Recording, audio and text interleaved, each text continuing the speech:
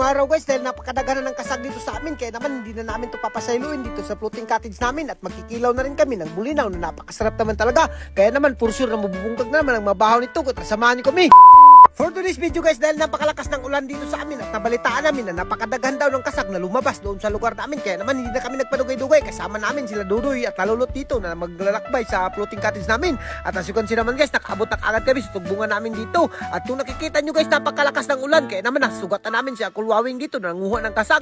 At nakikita nyo guys, napakadaghan pala talaga ng kasag ni Kulwawing at totoo nga pala talaga ang balita na nakakuha siya ng napakadaghan. At alam nyo ba dito sa lugar namin guys, napakadaghan talaga ng kasag kapag malakas yung ulan. Yung ibang kasag nga nangunguhit na sa amin kapag napakalakas yung ulan. At dito ay talagang nakapalit kami ni Kuya Wawing ng balon 150 na kasag at pinakapinan pa kami ng kulgudo dito ng napakasarap na balsa. Kung alam nyo lang yung balsa guys, ay napakasarap talaga to kilawin. At sa puntong ito guys, pinakuluan muna ni Dudoy yung aming kasag dahil talagang umaambak kapag hindi pinakuluan dahil napakabuhi pa talaga. At sa puntong ito pagkatapos namin pinabukalan yung aming kasag ay talagang hininluan na naman ni Talulot at ni Dudoy yung aming bulinaw na napakasarap naman talaga. At kung nakikita nyo guys, napakapresko pa yung bulinaw na yan dahil kuha pa yan kaninang kaadlaw. At dito guys, habang hininluan ni Dudoy at Talulot yung aming bulinaw ay talagang hinaon ko na naman yung kasag dahil talagang titimplahan ko na. At kung nakikita nyo guys, puno talaga yung kalderin dito, kaya naman dinukduk ko na kaagad yung ahos nito, hindi ko na pinadugay-dugay pa. Siyempre pinitikahan lang natin yan ng magic sarap at bitchin at ng asin para mas maging malasa at hindi talaga mawala yung Sprite natin dyan kapag sipot yung niluto natin. At napakasarap naman talaga nito guys at hindi ka talaga magmamahay.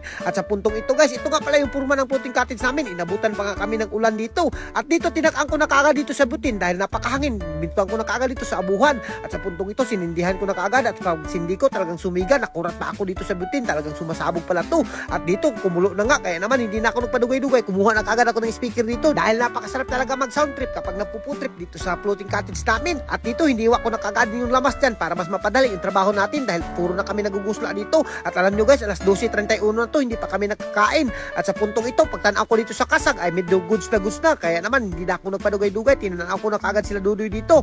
At kung nakikita nyo guys, napakaganda talaga ng view dito sa floating cottage namin. At siyempre hinaon ko na kaagad yung kasag dyan na napakasarap naman talaga. At kung nakikita nyo guys, mapula-pula pa. At binaylo ko na kaagad yung kasag dahil hinaon ko. Magpapaksiw na naman tayo ng isda na salin-salin sa kinilawan natin dahil masarap na yung pinaksiw dito sa dagat. At sa puntong ito guys, kinimplahan ko na kaagad yung kinilaw dyan. At as you can see naman guys, kinumot-kumot ko lang. Ganito kasi tayo magtimpla ng kinilaw dito sa probinsya guys. At kung gusto nyo makatilaw ng mga kinilaw na kinumot, ay nako, pumunta lang kayo dito sa lugar namin dahil hindi talaga kayo magmamahay guys dahil medyo masarap-sarap talaga kapag galing kinumot. Siyempre guys, dito sa lugar namin hindi mo talaga matatawag ng kinilaw yan kapag hindi mo binutangan ng biyasong at ng agrio na napakasarap naman talaga dahil ito yung magkukontrol sa lasa ng kinilaw. At dito kinuraw-kuraw ko na dahil napakasarap talaga kurawin kapag kutsilyo yung gamit mo. At sa puntong ito guys, sisimulan na kaagad namin yung pagbungkag ng mga bahaw dito. At yung nakikita nyo, kinilaw at kasag lang naman yung titirahan namin ngayon. Napaka-espesyal kasi yung araw na to dahil birthday ni GE ngayon. At happy birthday sa'yo G, mabuhay ka hanggat gusto mo. At sa puntong ito guys, ito munang pinaksiw yung binirahan ko dahil natatakhan na talaga ako sa kakakilaw guys. Pinaksiw muna yung tinirahan ko, medyo masarap-sarap din naman yung pinaksiw dahil tayo naman yung nagluto dyan. Hindi lang pinaksiw at mga kinilaw yung masarap natin dito, pati yung view guys, talagang hindi ka magmamahal dahil napakaganda. At hanggang dito na lang muna siguro kami guys at abangan nyo yung mga update dito sa floating cottage namin. Thank you, Del Bisiol, mabuhay kayong lahat yan mga idol hanggat gusto nyo.